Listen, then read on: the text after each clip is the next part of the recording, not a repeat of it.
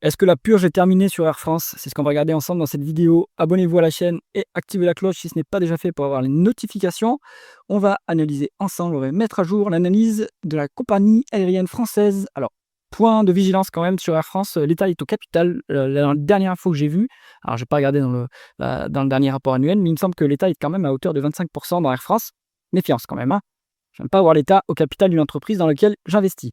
Ceci étant dit, j'ai quand même eu pas mal de doutes, hein, j'ai pas mal de réserves sur Air France parce qu'il y a un historique. Voilà, regardez le cours de l'action, hein, il s'est effondré. On était, à 28 il y a 10 ans, on est à 14, donc division par 2 en 10 ans, c'est médiocre, hein, comme performance. Le secteur aérien, c'est très compliqué, très concurrentiel.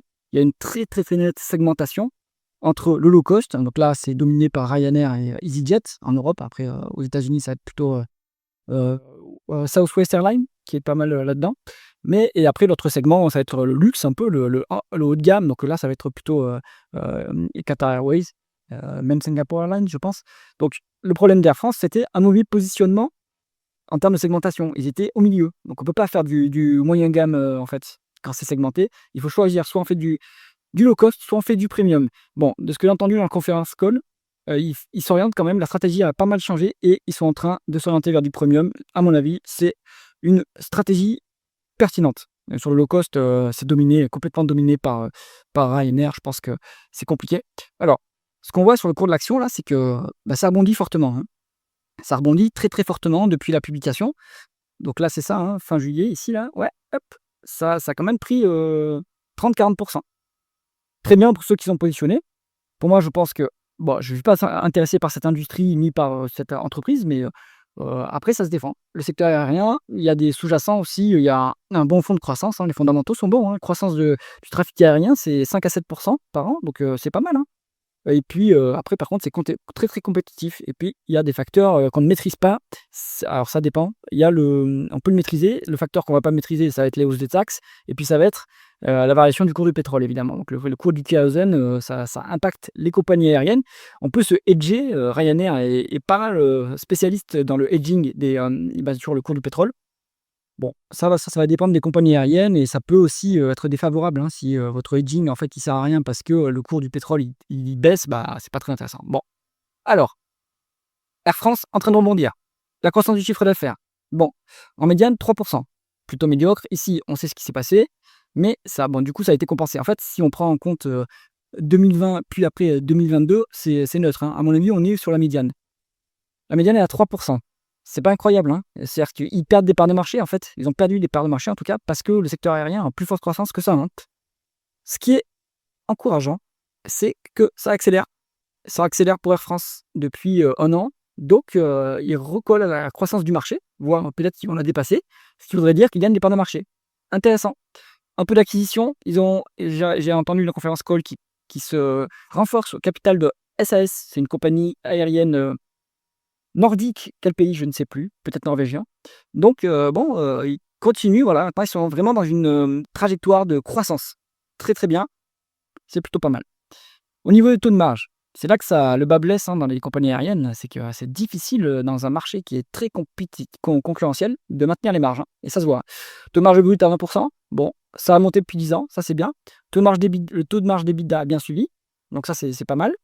Le taux de marge net, il est faible, hein, 3,2%.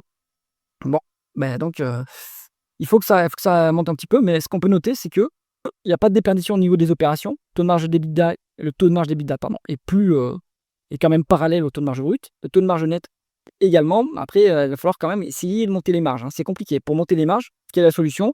Quelle stratégie ont-ils choisi? La premiumisation, c'est une bonne stratégie à mon avis. Donc ça permet de monter les prix et après il faut maintenir les coûts sous contrôle, hein. Donc après il y a des coûts qu'on ne maîtrise pas, hein. Le pétrole, ça on ne maîtrise pas. Les salaires, bon, on peut maîtriser dans une certaine mesure, mais il faut quand même augmenter les salaires. Donc et puis, évidemment, il va y avoir les hausses de taxes, hein, qui vont vous impacter. Surtout en France, vous voyez ce que je veux dire. Ici, bon, on sait ce qui s'est passé, donc on n'en tient pas compte. Globalement, je dois reconnaître que Air France, ça s'améliore, hein. Vous savez que je suis sceptique sur cette entreprise, mais ça s'améliore. Au niveau du free cash flow, bon, c'est un peu, aléatoire. Donc là, il y a eu une dépense en capital importante, je pense. Ça, c'est un peu plus faible que les bénéfices nets. Bon, on va regarder ça tout de suite. Hop, voilà. Alors, free cash flow face aux bénéfices nets. Bon, Voilà, vous savez pourquoi je suis sceptique. Donc quand on voit ça, quand même, c'est pas encourageant, hein. 28 milliards de pertes en 10 ans. Ah, c'est pas ouf, hein. On a eu des augmentations de capital, un endettement très lourd. On a moins 1,4 milliard de free cash flow sur 10 ans. C'est pas incroyable. Bon, si on zoome un petit peu, ça s'améliore. Sur 5 ans, est-ce que c'est positif? Sur 5 ans, on fait quand même, on fait des pertes, mais c'est normal, ça embarque la période, 2020. Bon, sur 3 ans, allez, vu que le management a changé entre-temps, ça s'améliore et cetera. Sur 3 ans, c'est pas mal en fait, hein.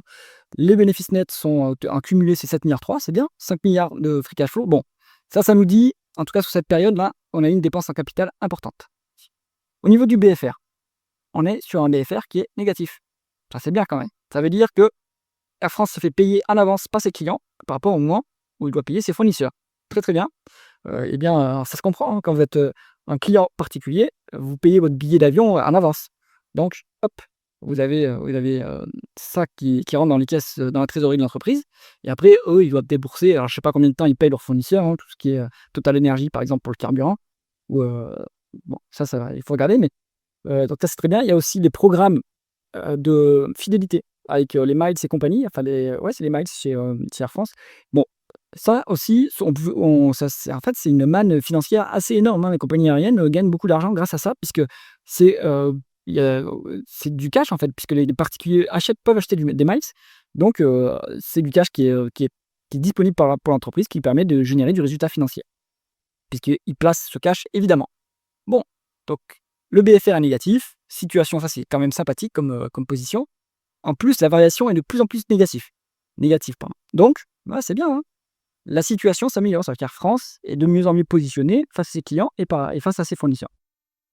Au niveau des dépréciations, amortissements, dépenses en capital et dépenses non cash, alors, on est sur des CAPEX qui sont un peu plus élevés que les dépréciations amortissements. Mais si on prend en compte les overall cash items, je ne sais pas ce qu'il y a là-dedans, il doit y avoir des provisions, par exemple. En fait, c'est équivalent. Donc, on retrouve à peu près la même chose. Heu, voilà.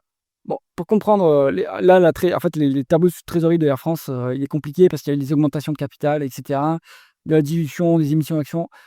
Allez dans les tableaux de flux de trésorerie si vous voulez comprendre tout ce qui s'est passé.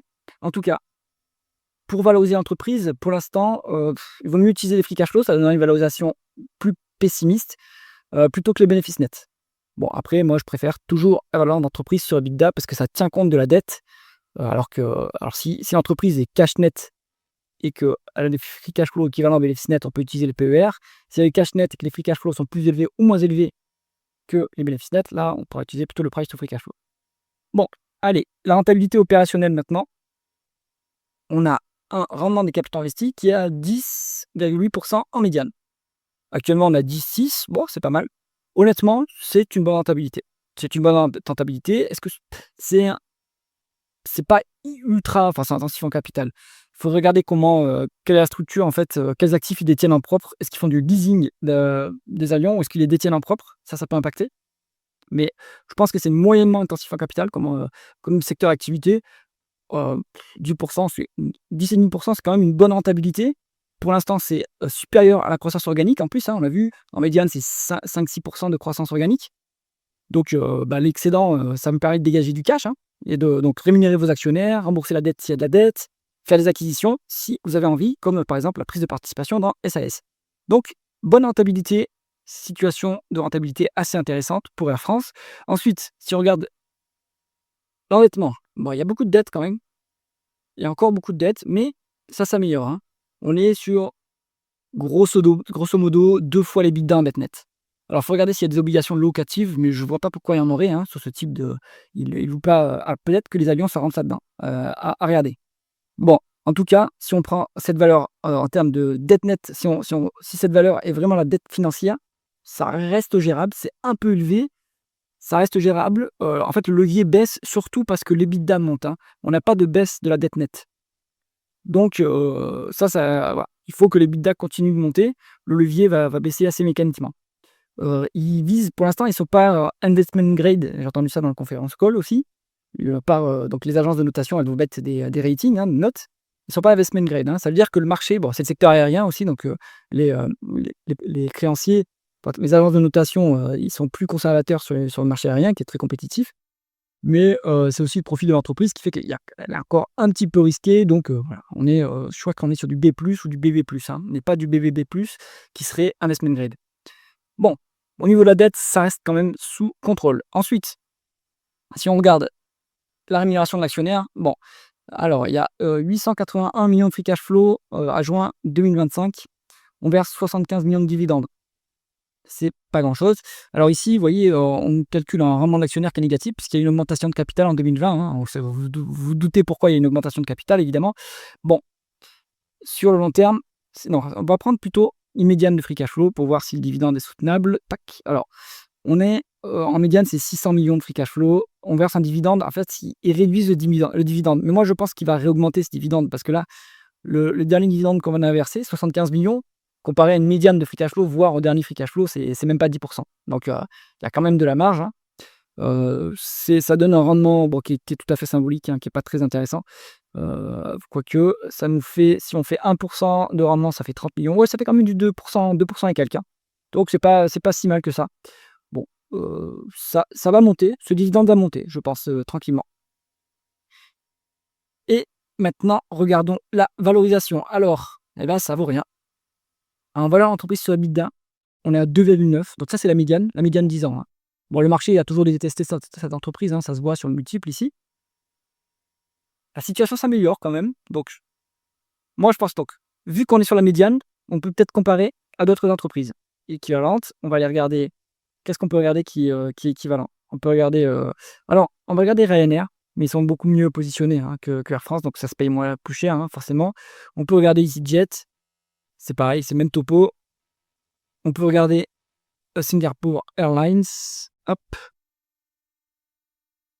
On peut regarder aussi, pourquoi pas Delta Airlines, tiens, qui est une grosse entreprise au niveau américain. Bon, en market cap, bon, c'est pas les mêmes devises, hein, donc ça rend la lecture un peu compliquée. Mais si vous regardez, donc, la France, c'est combien? C'est 3,8 milliards de market cap. Ryanair, c'est 28 milliards. Bon, voilà, hein, ça pose un peu le truc. EasyJet, c'est tout petit en fait. Je me doutais pas que c'était aussi petit. Ça doit être 3 milliards de market cap. Donc en fait, c'est la plus comparable à Air France, et EasyJet, elle est valorisée 2,7 fois, hein, donc ça vaut rien. Delta Airlines, c'est 4,8. Singapour, c'est 6 et Ryanair, c'est 8. Mais maintenant, Ryanair, ils sont leaders de leur segment de marché, donc on ne peut pas comparer. Moi, je pense qu'on est sur entre du EasyJet et du Delta Airlines. On pourrait, pourquoi pas, aller sur du 4 fois la valeur d'entreprise sur EBITDA. Là, ça me donne une expansion de multiples un petit peu ouais, sympathique. Ça me donne, si elle est à 4 fois, ça me donne 30% d'expansion de multiples. Voilà. Donc, pourquoi pas. Conclusion du dossier, bon, ça vaut quand même pas cher, hein. Ça vaut quand même pas cher. C'est un secteur qui est compliqué. Maintenant, ça vaut tellement peu cher et les résultats sont plutôt pas mal. Ça peut quand même, à mon avis, avoir du potentiel. Mais prenez bien en compte les risques. Faites votre propre analyse. Lisez les documents financiers. Si cette vidéo vous a plu, mettez un pouce vers le haut et abonnez-vous à la chaîne. À bientôt.